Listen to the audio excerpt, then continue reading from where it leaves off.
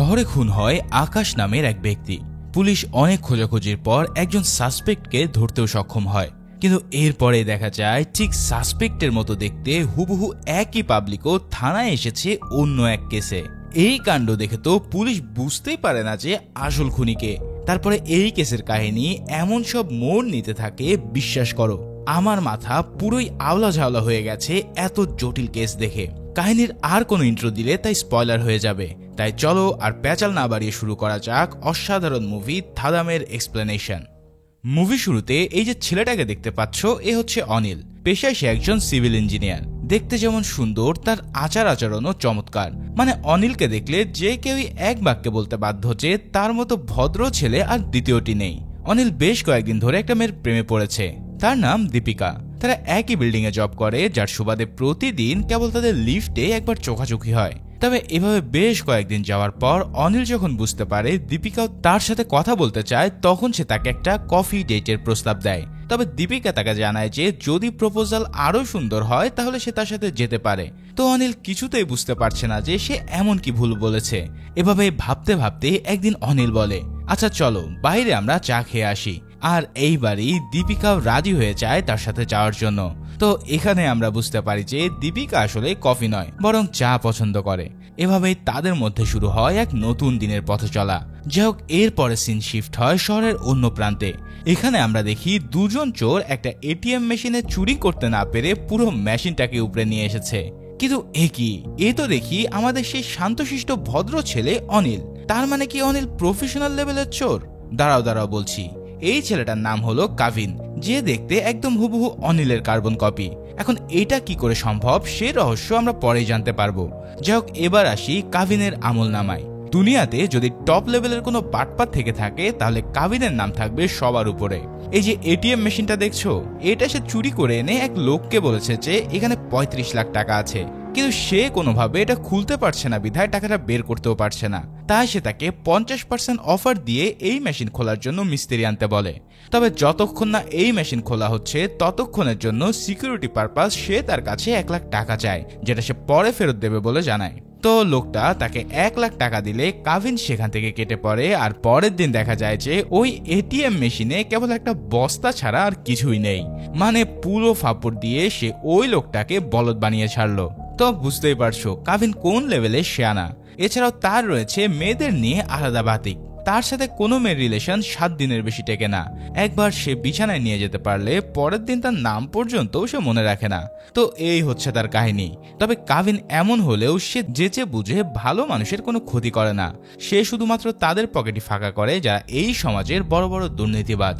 এবার গল্পে এন্ট্রি নেয় আনন্দী, মধ্যবিত্ত ঘরের সাধারণ এক মেয়ে। সে কল সেন্টারে চাকরি করে। তার বাবা একটা কাপড়ের দোকানের সিকিউরিটি গার্ড। কিন্তু আনন্দী কেভিনের দলের একজন প্রতারক বুড়ির মহিলার চোখে পড়ে যায়। ওই বুড়ি জানতে পেরে গিয়েছিল যে আনন্দের ব্যাংক অ্যাকাউন্টে 1 লাখ টাকা জমা আছে, তাই বুড়ি তাকে মিথ্যা বিয়ের কথা বলে ওই টাকা নেওয়ার প্ল্যান করে।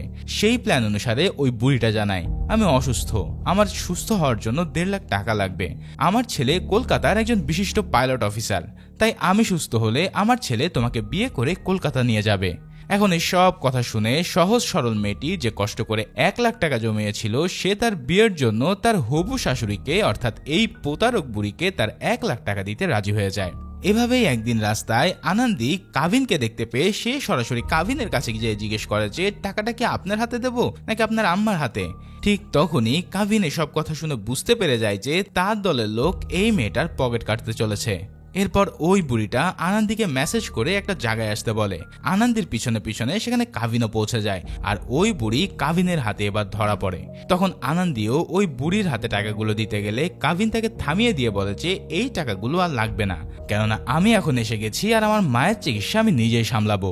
যাই হোক, আনন্দী চলে যাওয়ার পর কাভিনের ঠকবাজি মহিলাকে সাইডে নিয়ে বলে যে আমি খারাপ লোক হতে পারি, কিন্তু শত নিরীহ কাউকে ঠকানো আমার কাজ না, এটা আমার রুলসের বাইরে। কিন্তু এদিকে আনন্দিত কাভিনকে বেশ পছন্দ করে ফেলেছে। অন্যদিকে অনিল আর দীপিকার প্রেম কাহিনী খুব ভালোভাবে চলছিল। কিন্তু একদিন দীপিকা প্ল্যান করে যে তার বান্ধবীদের সাথে কয়েকদিনের জন্য সে বাইরে ঘুরতে যাবে। অনিল ও দীপিকাকে এখানে যাওয়ার জন্য পারমিশন দিয়ে দেয়। কিন্তু এই সামান্য কয়েকদিনের দূরত্বটাই যে তাদের গল্পের এক বিশাল অন্ধকার নিয়ে আসবে সেটা তারা কেউই বুঝতে পারেনি। ওদিকে কাভিনের লাইফে শান্তি বলে কিছুই নেই। তার প্রতিদিন মানে ঝামেলা, মারামারি, দৌড়ঝাঁপ আর ঠকবাজি। এভাবেই হঠাৎ করে একদিন একটা খবর আসে, কাভিনের বন্ধু মুরালিকে ধরে নিয়ে গেছে ভাসুলি নামের এক সুদখোর দালাল।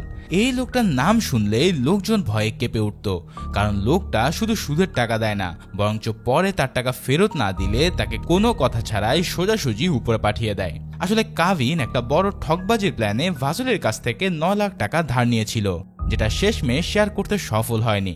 আর এখন সে ওই টাকাগুলো টাইমের আগেই পরিশোধ করতে পারছে না। তাই ভাসুলি এবার মুরালিকে ধরে নিয়ে গিয়ে সোজাসুজি হুমকি দেয়। সে জানায় 48 ঘন্টার মধ্যে টাকা ফেরত না দিলে কাভিনের জন্য মুরালির লাশ রেডি থাকবে। এখন এই সব কথা শুনে কাভিনের মাথা একদম আউট হয়ে যায়, কেননা তার প্রিয় বন্ধুর জীবন আর মৃত্যু এখন তার উপর নির্ভর করছে। তাই কাভিন বেরিয়ে পড়ে এই টাকা ম্যানেজের উদ্দেশ্যে। কাভিন একেবারেই দেউলিয়া হয়ে যাচ্ছিল। সে এখানে সেখান থেকে ধার চায়। পুরাতন ক্লায়েন্ট যারা আছে তাদের ঠকবাজির ফায়দা তুলেছে তাদেরকেও সে বলে, কিন্তু এক একজন এক এক অজুহাত দেখায়। এভাবে কেউ তাকে সাহায্য করতে চায় না। শেষমেশ কোনো উপায় না পেয়ে কাভিন চলে যায় সেই মেয়েটার কাছে।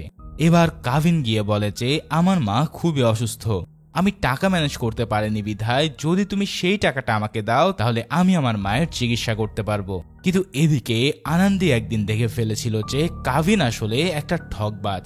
সে পাইলট তো দূরে থাক, একজন দিনমজুরও না। কিন্তু এত সব জানার পরেও আনন্দী তার হাতে সে 1 লাখ টাকা তুলে দেয়। আসলে আনন্দী চেয়েছিল যে এই 1 লাখ টাকা দিয়ে যেন সে তাকে চিরতরে ভুলে যেতে পারে। কিন্তু যাবার সময় আনন্দীর চোখ দেখেই কাভিন বুঝতে পারে যে সে ইতিমধ্যে সব জেনে গেছে।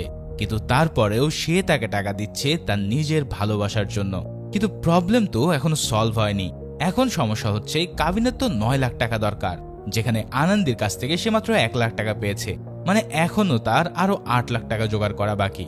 তাই কাভিন কিভাবে এত টাকার ব্যবস্থা করবে সেটা সে ভেবে কুল কিনারা পাচ্ছিল না। এদিকে এক রাত্রে অনিল গিয়েছিল তার বন্ধুদের সাথে একটা জমকালো পার্টিতে।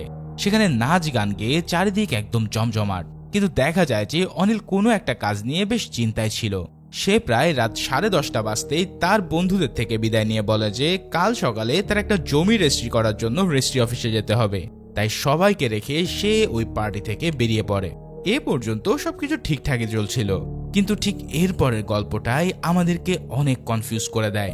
কেননা এখানে একদিকে দেখা যায় অনিল কি নিয়ে যেন খুব অস্থির হয়ে আছে, অন্যদিকে কাভিনও কিভাবে এই টাকা উদ্ধার করবে তার কোনো কুল কিনারা খুঁজে পাচ্ছে না।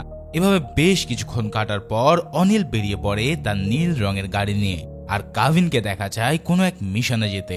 এরপরে সিন একদমই ইন্টেন্স। আকাশ নামের এক লোককে আক্রমণ করেছে এই ব্যক্তি। কিন্তু এটা কে, অনিল নাকি কাভিন? এখন দুজনের চেহারাই তো সেম। তাহলে এই লোকটাকে কে হত্যা করতে চাইছে? পুরো মুভির ব্যাপারটা অস্থির রকমের প্যাচ খেয়ে যায় ঠিক এইখানে। কে খুন করলো আকাশকে, আর এই খুনের মোটিভই বা কি? এই সব নিয়ে যেন পুরো মাথা হ্যাং হয়ে যাচ্ছে।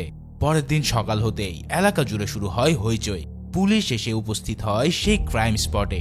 এই কেসের দায়িত্ব পড়ে সাব ইন্সপেক্টর বিদ্যার হাতে। সততা আর বুদ্ধির জোরে অনেক বড় বড় কেস এই বিদ্যা এক হাতেই সমাধান করেছে। এখানে তাদের প্রাথমিক তদন্তে জানা যায় যে মৃত ব্যক্তিটার নাম হচ্ছে আকাশ। তার একটা ছোট ব্যবসাও ছিল, তবে মরে যাওয়ার আগের দিন সে ব্যাংক থেকে তুলেছিল প্রায় 10 লাখ টাকা। তবে খুন হওয়ার পরে তার বাড়ি, ফ্ল্যাট কিংবা দোকানে এই টাকার কোনো হদিসই পাওয়া যাচ্ছে না। পুলিশ এবার ভাবতে থাকে যে হয়তো কোনো এক চোর 10 লাখ টাকা চুরি করার জন্য তাকে খুন করেছে। এদিকে খুনি এতটাই প্রফেশনাল যে সে পুরো ঘর একদম ক্লিন করে গেছে। ঘরের কোথাও একটা ফুটপ্রিন্ট বা কোনো কিছুই নেই। কিন্তু প্রশ্ন হলো, অনিল তো একদম সাদাসিধে মানুষ, তার পক্ষে এমন খুন করা কি আদৌ সম্ভব? অন্যদিকে কাভিনকে কিছুটা সন্দেহ করা যায়, কেননা ঠকবাজিতে সে খুবই ওস্তাদ। তবে ঘটনাটা আরো একটু ক্লিয়ার হয় যখন দেখা যায় কাভিন মোট 9 লাখ টাকা নিয়ে গেছে ভাসুলির ডেরায় মুরালিকে ছাড়িয়ে আনতে। তার মানে এক রাত্রের মধ্যে সে এত টাকা পেল কি করে? যে কাভিন কাল রাত পর্যন্ত টাকার জন্য পাগল হয়ে যাচ্ছিল, হঠাৎ সে এত টাকা পেল কোথায়? তাহলে কি কাভিনই শেষ পর্যন্ত টাকার জন্য আকাশকে খুন করেছে? এই সব কনফিউশন যেন অনেক বেড়ে যাচ্ছে। এদিকে সময় চলে যায়, কিন্তু তদন্তের কোনো অগ্রগতি হয় না, যার কারণে সাব ইন্সপেক্টর বিদ্যা হতাশায় চলে যাচ্ছে। তার কেসটা ধীরে ধীরে ঠান্ডা হতে চলেছে। কিন্তু একদিন হঠাৎ তার কাছে আসে একটা ছবি, যেটা আকাশ তার মারা যাওয়ার কিছুক্ষণ আগে তুলেছিল তার গার্লফ্রেন্ডের সাথে। এই ছবিতে দেখা যায় তাদের পিছনে রয়েছে একটা ছায়া, যেটা আর কারোরই নয়। এটাই হলো কাভিন বা অনিল। এখন তার মানে একটা লিড তো পাওয়া গেল যে খুন এই লোকই করেছে। এখন তারা কিন্তু আর জানে না যে কাবির আর অনিল দুজন আলাদা ব্যক্তি। যাক, এবার গল্পে এন্ট্রি নেয় ইন্সপেক্টর গোপাল কৃষ্ণান। শুরুতে কেসটা ওনার কাছে খুব একটা ইন্টারেস্টেড ছিল না, কিন্তু যখনই তিনি সেই ফুটেজে অনিলের ছবি দেখতে পায় তখন তার ভিতরে কেমন যেন আগুন জ্বলে ওঠে। সে বলে ওঠে যে আরে একে তো আমি চিনি, এ অনিল আইআইটি স্টুডেন্ট ছিল, এছাড়াও আমি তাকে হাড়ে হাড়ে জানি। আসলে অনিলের সাথে ওনার একটা পুরাতন শত্রুতা ছিল, সেটা হলো অনেক বছর আগে গোপাল কৃষ্ণানের মেয়ে প্রেম করে পালিয়ে বিয়ে করে। এখন তার মেয়ে যার সাথে পালিয়েছিল সেই ছেলেটা ছিল অনিলের খুব কাছের বন্ধু। ঠিক তখন থেকেই তার ধারণা যে এই পালিয়ে বিয়ে করার প্ল্যানটা অনিলের হাতেই ছিল, কিন্তু সেই সময়টায় তার হাতে কোনোই প্রমাণ ছিল না, তাই সে কোনো কিছুই সে সময় করতে পারেনি। কিন্তু এখন কাছে তার একটা সুযোগ আছে, এই খুনের মামলায় অনিলের নাম জড়িয়ে এখন বদলা নেওয়ার মক্ষম সময়। তাই গোপাল কৃষ্ণান সারা শহরে অনিলের ছবি পাঠিয়ে দেয়, এর সাথে সাথে গ্রেফতার করার ওয়ারেন্টও দিয়ে দেয় সবার মাঝে। যাই হোক, পুলিশের দল ইনভেস্টিগেশন করতে করতে চলে যায় অনিলের অফিসে, আর সবার সামনে থেকে অনিলকে ধরে নিয়ে আসা হয়। তবে এই সব কাণ্ডে অনিল তো পুরোই অবাক। সে বারবার বলতে থাকে যে সে কিছু করেনি, কিন্তু পুলিশ তো ইন্সপেক্টরের হুকুমে চলছে, তাই অনিলের কোনো কথা কানে না তুলে তাকে বেধড়ক পেটানো হয়। অন্যদিকে গোপাল কৃষ্ণান প্রস্তুতি নিচ্ছে অনিলকে জিজ্ঞাসাবাদ শুরু করবে, কিন্তু ঠিক তখনই আর এক থানা থেকে ফোন আসে। তারা বলে, স্যার আপনারা যে খুনিকে খুঁজছেন তাকে আমরা পেয়ে গেছি, এই লোক মাতাল হয়ে পুলিশের গাড়িতে অ্যাক্সিডেন্ট করেছে। এই কথা শুনে তো ইন্সপেক্টর পুরো থ বনে যায়। তাই কাহিনী জানার জন্য যখন সে তাকে থানায় নিয়ে আসে তখন তো পুরো থানার লোকই ভূত দেখার মতন ভয় পেতে থাকে। এ কি, এ তো দেখি ভিতরে থাকা অনিলের একদম কার্বন কপি। কাহিনী তো এবার পুরো জিলাপির প্যাচ হয়ে গেল। একই চেহারার যদি দুজন মানুষ থাকে তাহলে খুনটা করেছে কে সেটা জানবো কি করে? তারপরেও তাদেরকে আলাদা আলাদা রুমে ইন্টারোগেশন করা হয়। এখানে দুজনের কাউকে কিন্তু জানানো হয় না যে তাদের মতন দেখতে আরো একজনকে এখানে নিয়ে আসা হয়েছে। যাক, প্রথমে অনিলকে জেরা করা হলে সে জানায় যে সে পার্টি থেকে রাত 10:30টায় বেরিয়েছিল, কিন্তু পুলিশ বলে যে তুমি 10:30টায় বেরোলেও তুমি বাসায় পৌঁছেছ 3টায়। এবার বলো এই কয়েক ঘন্টা তুমি কি করেছো? এই কথা শুনে অনিল কেমন যেন থতমত খেয়ে যায়, কিন্তু তখন সে বলে ওঠে যে আমার গাড়ি মাঝ রাস্তায় পাংচার হয়ে যায়। সেই সময়টা প্রচন্ড বৃষ্টি হচ্ছিল, আর আমার কাছে সে জ্যাক না থাকার কারণে আমি নিজেই এই গাড়িটা ঠিক করতে পারিনি, যার ফলে আমি সেখানে দাঁড়িয়ে অনেকক্ষণ ধরে অপেক্ষা করতে থাকি। এভাবে অপেক্ষা করতে করতে রাত 3টা বেজে যায়। ঠিক সেই সময় একজন ট্যাক্সি ড্রাইভার এসে আমাকে সাহায্য করে, আর তার সাহায্যেই আমি নতুন টায়ার লাগিয়ে বাড়ি ফিরি, যার কারণে আমার বাড়ি ফিরতে ফিরতে 3টা বেজে যায়। কিন্তু পুলিশ এই সব কথাবার্তা শোনার পর অনিলের কাছে তার প্রমাণস্বরূপ ওই ট্যাক্সি ড্রাইভারের ইনফরমেশন চায়, কিন্তু অনিল জানায় যে সে তাড়াহুড়োয় থাকায় তার কোনো কিছুই মনে নেই। এই সব কথাবার্তা শুনে ইন্সপেক্টর বুঝতে পারে যে এখানে অনিল নিশ্চয়ই কোনো মিথ্যা কথা বলছে। যাই হোক, অন্যদিকে কাবিনকে দেখে মনে হচ্ছিল যে সে যেন থানায় পিকনিক করতে এসেছে। এক তো মাতাল হয়ে তার অবস্থা খুবই খারাপ, অন্যদিকে সে এখানে এসে হাসছে, ঠাট্টা করছে, এমনকি সাব ইন্সপেক্টর বিদ্যার সাথেও ফ্ল্যাট করে চলছে। এই সব কাণ্ড কারখানা দেখে তো বিদ্যার মাথা পুরো হট হয়ে যায়। তবে এদের দুজনকে দেখে পুলিশের কেন যেন মনে হচ্ছে যে এরা দুজনেই নিশ্চয়ই কোনো কিছু লুকাচ্ছে। তাছাড়াও একদম হুবহু চেহারা হওয়ার বিষয়টাও খুব অদ্ভুত ব্যাপার। এখন তারা জানে না যে এদের দুজনের মধ্যে আসলে কোনো কানেকশন আছে কিনা। যাই হোক, আরো ডিটেলস জানার জন্য এরপর পুলিশ কাবিনের বন্ধু মুরালিকে থানায় নিয়ে আসে। তাকে থানায় নিয়ে এসে জিজ্ঞেস করা হয় কাবিন সেই রাতে কোথায় ছিল। এছাড়াও তারা জানতে পারে যে মুরালিকে নিয়ে আসার জন্য কাবিন সেই রাতে 9 লাখ টাকা দিয়েছিল, আর অন্যদিকে আকাশের বাড়ি থেকেও 10 লাখ টাকা গায়েব হয়েছে। এই সব কথা শুনে তাদের সন্দেহ কাবিনের দিকেই বেশি যেতে থাকে। তখন তারা মুরালিকে বলে যে বল কাবিন এত টাকা কোথায় পেয়েছিল, কিন্তু মুরালি জানায় যে সেই ব্যাপারে কিছুই জানে না, কারণ ওই রাতে ভাসুলি তাকে আটকে রেখেছিল। এখন এই কথাটা তো সত্যই যে মুরালি আসলে কিছু জানে না, কিন্তু প্রশ্ন হচ্ছে কাবিন এই টাকাটা কিভাবে পেল। এদিকে পুলিশ কিন্তু কোনো প্রমাণ ছাড়াও তাদের উপরে কোনো কেস ফাইল করতে পারছিল না। একদিকে আজ বৃহস্পতিবার, অর্থাৎ তাদের হাতে এখনো 2 দিন আছে তাদেরকে কোর্টে তোলার জন্য। এদিকে আবার কাবির কিন্তু আইনের মারপ্যাচ খুব ভালো করে জানে, ছোটবেলা থেকে তার লয়ের উপরে কেমন যেন আলাদা ইন্টারেস্ট ছিল। তাই সে পুলিশকে বলে যে এভাবে আমাকে আটকে রেখে তোমরা টর্চার করতে পারো না, কেননা এগুলো যদি একবার বাইরে যায় তাহলে পুরো থানার সবাই সাসপেন্ড হয়ে যাবে। এখন এই সব কথাবার্তা শুনে তো বিদ্যা পুরো থ বনে যায়। সে মনে করতে থাকে যে একজন ছিচকে চোর হয়ে সে কিভাবে এত কিছু জানে। তবে যেহেতু এখনো পর্যন্ত তাদের দুজনের ভিতরে কোনো ধরনের প্রমাণ তারা পাচ্ছে না, তাই তাদের কেসটা আবারও ঠান্ডা হতে শুরু করে। কিন্তু এভাবে বসে থাকলে তো চলবে না, তাই এবার পুলিশ চলে যায় আকাশের ওখানে এবং তার ব্যক্তিগত লাইফকে আরো ভালো করে রিসার্চ করতে শুরু করে। এখানে এসে পুলিশ জানতে পারে তার কোনো বড় শত্রু ছিল না, আবার এমনও না যে তার খুব ভালো ঘনিষ্ঠ বন্ধু ছিল। তার লাইফে শুধুমাত্র একটা স্কুল ফ্রেন্ড ছিল। এখন সেই স্কুল ফ্রেন্ড পুলিশকে বলে যে আকাশ খুবই সাধারণ ও শান্ত মানুষ ছিল, তবে স্কুল লাইফে সে একটা মেয়েকে খুবই ভালোবাসতো, তবে সেই মেয়েটা তাকে সেই সময় কোনোই পাত্তা দেয়নি। আর এরপর থেকেই আকাশ মেয়েদের উপর ইন্টারেস্ট হারিয়ে ফেলে। এদিকে গোপাল কৃষ্ণা নিজের মতো করে অনিলের বিরুদ্ধে প্রমাণ খুঁজেই চলেছে, কিন্তু তার হাতেও কোনো প্রমাণ মিলছে না। এখানে প্রমাণ হিসেবে আছে শুধুমাত্র একটা ছবি, কিন্তু যেহেতু আরো একজন সেম চেহারার মানুষ এখানে এসে হাজির হয়েছে, তাই এই প্রমাণেরও আর কোনো ভ্যালু নেই। কেননা কোর্টে যেয়ে যদি বলা হয় যে এই হচ্ছে খুনি, তাহলে জাজ কিভাবে বুঝতে পারবে যে অনিল খুন করেছে না কাভিন? এখন এদের দুজনের ভিতরে এমন কিছু আবিষ্কার করতে হবে যেটা শুধুমাত্র একজনকে ইন্ডিকেট করে। যাই হোক, এই সব কিছু চিন্তা করে তাদের রাতের ঘুমও কেমন যেন হারাম হয়ে যায়।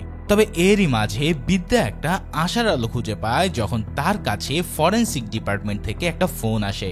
এই ডিপার্টমেন্টের একজন তাকে জানায় যে তারা পুরো ঘর তন্ন তন্ন করে একটা চুল পেয়েছে।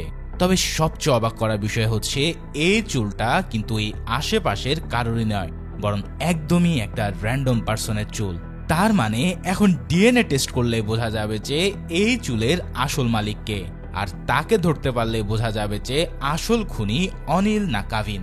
যার ফলে বিদ্যা এবার কিছুটা আশার আলো দেখতে পেয়ে কাভিন এবং অনিলের হেয়ার স্যাম্পল নিয়ে আবার তাকে পাঠিয়ে দেয়। অন্যদিকে দেখা যায় যে ইতিমধ্যে অনিল কেমন যেন অনেক বেশি অস্থির হয়ে উঠেছে।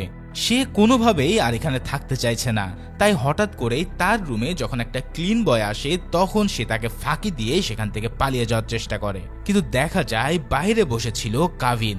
আর ঠিক তখনই কাভিন যখন অনিলকে দেখতে পায় তার চোখ যেন জ্বলজ্বল করে ওঠে।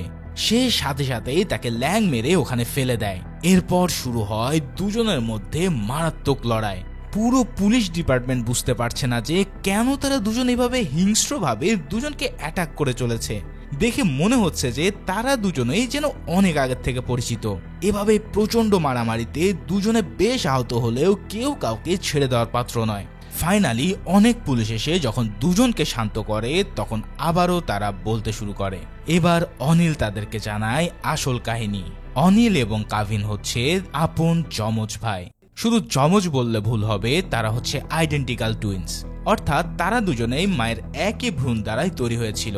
যাই হোক, এই ধরনের যমজ মানুষদের মধ্যে খুবই কম কিছু আছে যেগুলো তাদেরকে পার্থক্য করতে পারে, যেমন তাদের চেহারা থেকে শুরু করে সবকিছুই হুবহু সেম হয়ে থাকে। তো ফাইনালি আমরা অনিল আর কাভিনের মধ্যে জানতে পারলাম যে তারা আপন দুই ভাই। এখন তারা আপন দুই ভাই হলে দুজনের অবস্থা এমন কেন? একজন তো খুব ভালো জীবনযাপন কাটাচ্ছে, কিন্তু অন্যজন কিভাবে এমন রাস্তা জীবন পার করছে? এই সব প্রশ্নের উত্তর আমরা কিছুক্ষণের মধ্যেই জানতে পারবো।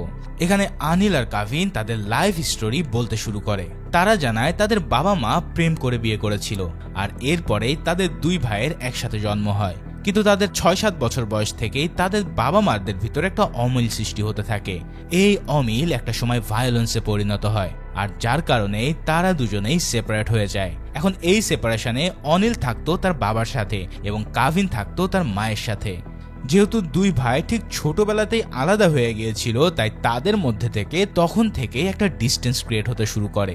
এছাড়াও কাভিনের মা একটা ব্যাংকে চাকরি করত, কিন্তু এরকম হতাশায় পড়ে সে এক সময় জুয়া খেলার নেশার মধ্যে আসক্ত হয়ে পড়ে, যার ফলে প্রতিনিয়তই তাদের লাইফ স্টাইল একদম শেষ হতে থাকে। কাভিনের মা একটা মেয়ে হয়ে প্রতিনিয়তই বারে যেত, আর সেই বারে গিয়ে ক্লাবের সব ছেলেদের সাথে মিলে জুয়া খেলতো। কোনোদিন জুয়ায় হেরে যেত, আবার কোনোদিন সেই জুয়ায় জিতেও আসতো।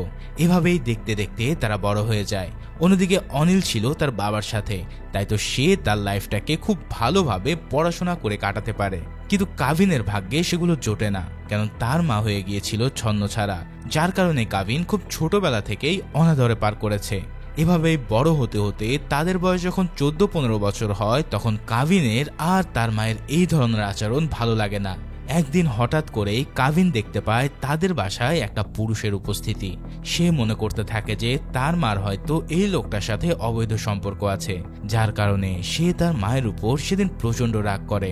তার মা তাকে হাজারবার বোঝানোর চেষ্টা করে যে আমি ওই ধরনের মেয়ে নই, আমার সাথে এরকম কিছুই হয়নি, কিন্তু কাভিন কোনো মতেই তার সে কথাগুলো বিশ্বাস করতে চায় না। আর এই কারণে কাভিনের মা প্রচন্ড হতাশ হয়ে সেই রাতে আত্মহত্যা করে নেয়। ঠিক এরপর থেকে কাভিনের লাইফ একদম শেষ হতে থাকে। যেহেতু তার বাবা এখনো বেঁচে ছিল, তাই কাভিন চলে আসে আনিল এবং তার বাবার সাথে থাকতে। কিন্তু এখানে আসলে কি হবে, আনিল কাভিনকে দু চোখেও তখন দেখতে পারতো না। আনিলের সবসময় মনে হতো যে একমাত্র কাভিন এবং তার মা ছিল এই পৃথিবীর সবচেয়ে জঘন্য মানুষ, তাই সবসময় তাদের দুই ভাইয়ের মধ্যে মারামারি লেগেই থাকতো। তারা একে অপরকে কোনোভাবেই সহ্য করতে পারত না। এছাড়াও যেহেতু কাভিন ছন্নছাড়া হয়ে গিয়েছিল, তাই সে বারবার চলে যেত জুয়া খেলতে। এভাবেই তাদের সময় কেটে যেতে থাকে। অনিল খুব ভালো করে পড়াশোনা করলেও কাভিনের কোনো ইনস্টিটিউটে জায়গা হয় না। তবে তার বাবা যেহেতু একজন উকিল ছিল, তাই ছোটবেলা থেকেই কাভিনের লয়ের প্রতি একটা ঝোঁক ছিল। এই কারণে সে নিজ উদ্যোগে লয়ের বই পড়ে পড়ে অনেক কিছু জানতে পারে। তবে তাদের মধ্যে সবচেয়ে বড় বিচ্ছেদ ঘটে ঠিক তখনই, যখন তাদের বাবা মারা যায়। তার বাবা মারা যাওয়ার পর থেকে কাভিনের সাথে আর অনিলের কখনো দেখা হয়নি। আর এরপর থেকেই তারা দুজনকে প্রচন্ড রকমের ঘৃণা করত। তাই এই কারণে আজ যেহেতু আবারও তাদের দেখা হয়েছে, তাই দুজনের উপরে হামলে পড়ে। তো বুঝতেই পারছো, অনিল হয়ে উঠলো একজন শিক্ষিত ভদ্রলোক, আর কাভিন রাস্তায় ধুকে ধুকে হয়ে গেল ঠকবাজ। যাই হোক, পুলিশের জেরার সময় দুই ভাই একে অপরকে দোষ চাপাতে থাকে। অনিল বলতে থাকে যে এই কাভিন মানসিক ভারসাম্যহীন, আমি ওকে নিজে একবার মেন্টাল হসপিটালে ভর্তি করেছিলাম, এরপর ও একটা ডাক্তারের উপরেও হামলা করেছিল। আপনারা যদি খোঁজ করেন তাহলে এর সত্যতা আপনারা পেয়ে যাবেন। তবে মজার ব্যাপার হচ্ছে কাভিন ও হুবহু ঠিক একই কথা বলে অনিলের বিরুদ্ধে। এখন এই সব কথা শুনে পুলিশ তো পুরো কনফিউজ হয়ে যায় যে কে সত্যি বলছে আর কার ডকুমেন্টসই আসল। এখন দুই ভাইয়ের কথাবার্তা আরো জটিল বানিয়ে দিচ্ছে এই কেসটাকে। তবে তাদের এই জটিল কাহিনী এখনই হয়তো শেষ হতে পারত, কেননা ফরেনসিক ল্যাব থেকে ইতিমধ্যেই তাদের ডিএনএ রিপোর্ট চলে এসেছে। তবে এই রিপোর্ট জানাচ্ছে যে তাদেরকে যে ডিএনএ স্যাম্পলটা দেওয়া হয়েছিল তার সাথে খুনির স্যাম্পল ম্যাচ করেছে। কিন্তু সবচেয়ে অবাক করা বিষয় হচ্ছে দুজনের ডিএনএ নাকি একদম হুবহু সেম, আর যার কারণে এটা দিয়ে বোঝা সম্ভব না যে আসল খুনি অনিল না কেভিন। ভাইরে ভাই, জাস্ট চিন্তা করো, তারা এমন ভাবে টুইন্স যে তাদের দুজনের ডিএনএও হুবহু সেম। এই কথা শুনে তো বিদ্যার মাথা পুরোই ঘুরে যায়। সে আর চিন্তা করতে পারে না যে তাদের দুজনের মধ্যে আসল খুনিটা কে।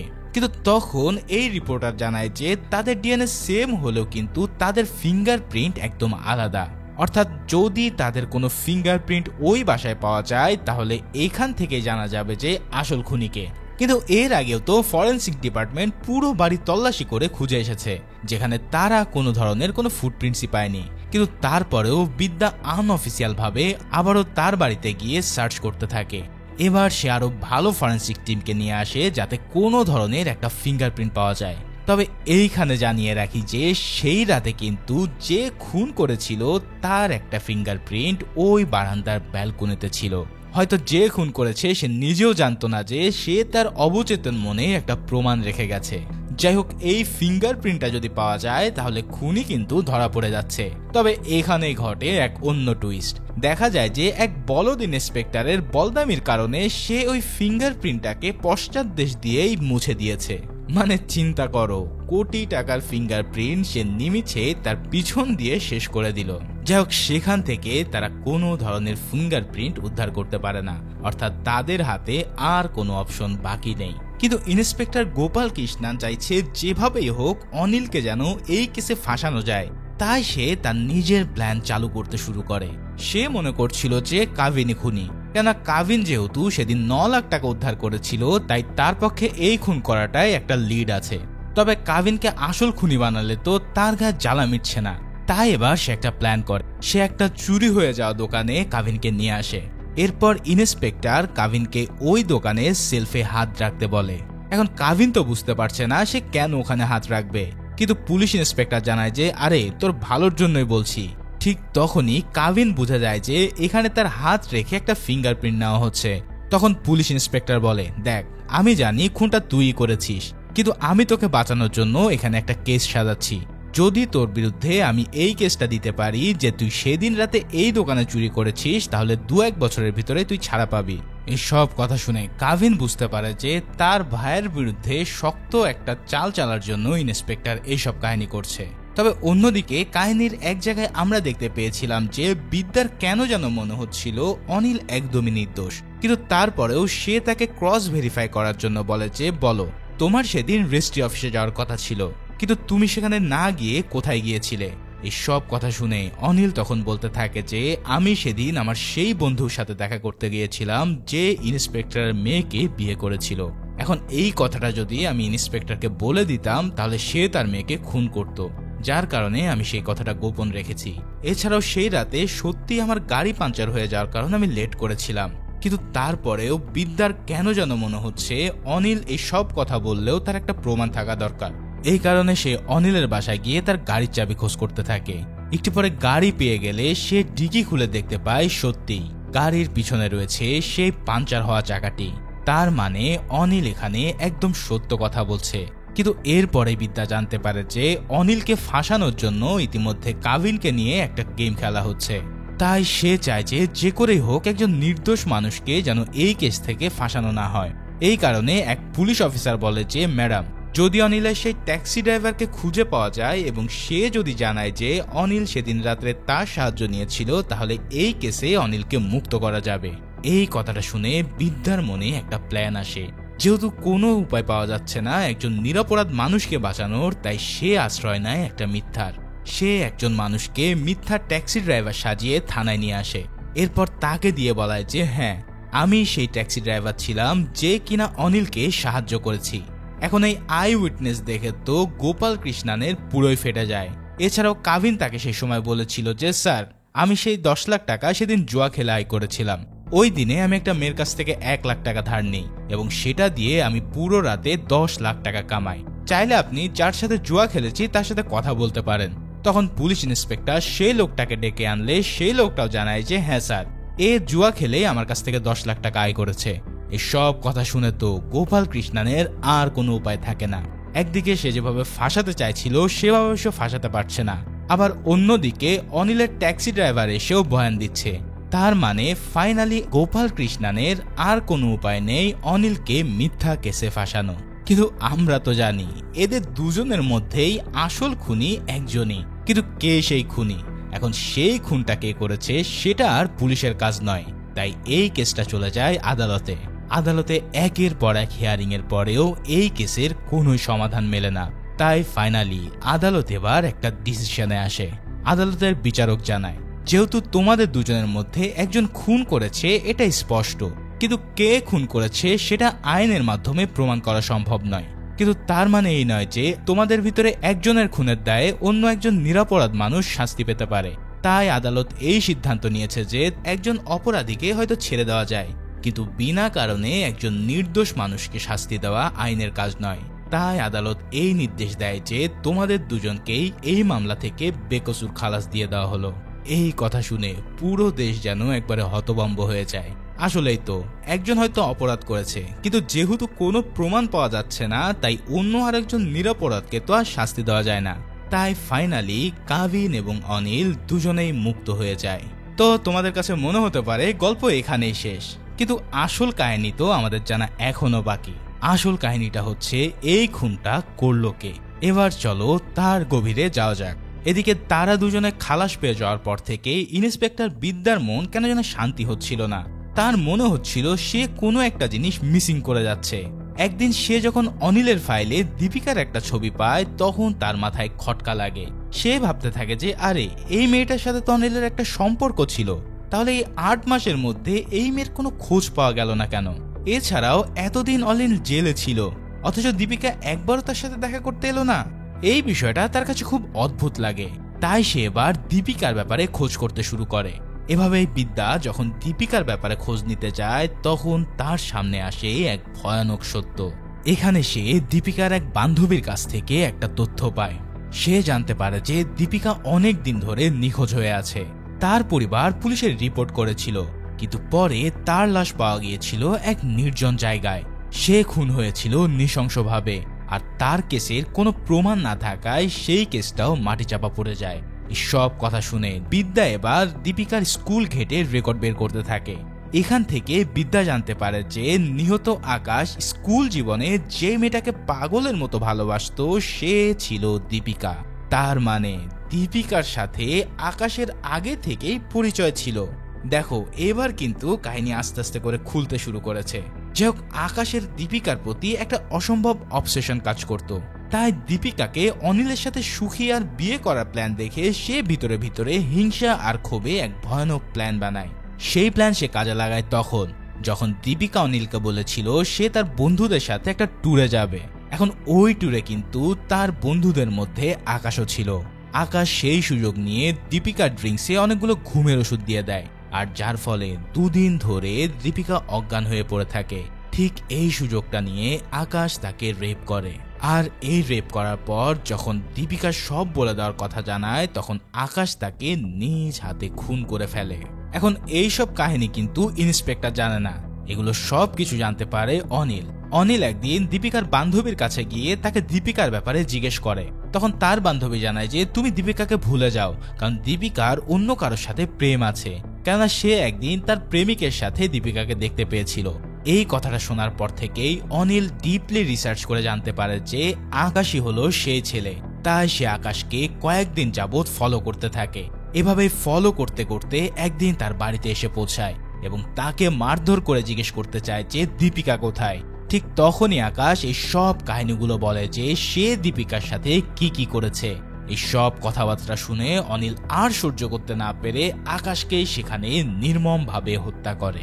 অর্থাৎ আকাশের কিন্তু এখানে হত্যা করার কোনো প্ল্যানই ছিল না, কিন্তু যখন সে এরকম নৃশংস সত্য জানতে পারে তখন সে তাকে খুন করে ফেলে। তো এই ছিল আকাশকে মারার মেন মোটিভ। কিন্তু প্রশ্ন হচ্ছে যে এখানে আমরা বুঝলাম অনিল আকাশকে মেরে ফেলেছে, কিন্তু কাভিন কেন তাকে সাপোর্ট দিল? এবার আসি গল্পের আরেকটা পার্টে। এখানে আমরা জানতে পারি যে আসলে 14 বছর বয়সে তারা দুজনই একটা মেন্টাল হসপিটালে ভর্তি হয়েছিল। এই হসপিটালে থাকাকালীন তারা এক সময় সেই ডাক্তারের গলায় চামচ দিয়ে আঘাত করে ফেলে, আর এই কারণে তাদেরকে সেই হসপিটাল থেকে বের করে দেওয়া হয়। কিন্তু ডক্টর নিজেও জানতো না যে এই কাজটা কে করেছিল, তাই তার রিপোর্টে সে কোনোই নাম দেয়নি। আর ঠিক সেদিন থেকেই অনিল আর কাভিন বুঝতে পারে যে তারা দুজনে যদি একসাথে থাকে তাহলে কোনো আইনই তাদেরকে ছুঁতেও পারবে না। তাই কাভিন যখন অনিলের সব কথা জানতে পারে, তাই পরের দিন থেকেই কাভিন নেমে পড়ে এই পুরো কেসটাকে গুবলেট করে দেওয়ার জন্য। একদম প্রথম থেকে শুরু করে শেষ পর্যন্ত কাভিন প্রতিটা ক্ষেত্রেই অনিলকে সাপোর্ট করে। তারা এমনভাবে পুরো পরিবেশটা সাজায় যাতে পুলিশের মাথায়ও যেন না আসে আসল খুনি আসলে কে। এখন তোমাদের প্রশ্ন আসতে পারে যে এরা দুই ভাই তো একে অন্যকে দেখতেই পারে না, তাহলে একে অন্যকে সাহায্য করলো কেন? আসলে সেই ডাক্তার বলেছিল যে এরা দুই ভাই দুজনকে দেখতে না পারলেও কেউ কারোর বিপদ যখন আঁচ করতে পারে তখনই তারা এক হয়ে যেত। আর এই এক হয়ে যাওয়ার কারণেই এই যাত্রায় অনিল এবং কাভিন এক হয়েছিল। ভাই রে ভাই, জাস্ট চিন্তা করো, একটা মুভির ভিতরে কতগুলো লেয়ার থাকতে পারলে সেই মুভিটা এরকম মাখন হয়। তো ফাইনালি আমরা জানতে পারলাম খুন করেছে অনিল এবং তাকে সাপোর্ট করেছে কাভিন। অনিল ইতিমধ্যে কাভিনের সাথে শেষ দেখা করে এবং ফাইনালি জানায় যে সেই দেশ ছেড়ে দূরে পাড়ি জমাচ্ছে, আর এটাই হয়তো তাদের শেষ দেখা। ঠিক এমনই একটা মুহূর্তের মধ্যে দিয়ে এই অসাধারণ জটিল মুভিটা এখানেই শেষ হয়। তো ভিডিওটা কেমন লাগলো তা অবশ্যই জানাতে ভুলো না, আর সেই সাথে সাথে চ্যানেলে সাবস্ক্রাইব করে দিও এরকম ধুমধুমার থ্রিলার মুভির এক্সপ্লেনেশনের জন্য। তো দেখা হচ্ছে পরের কোনো ভিডিওতে, সেই পর্যন্ত আল্লাহ হাফেজ।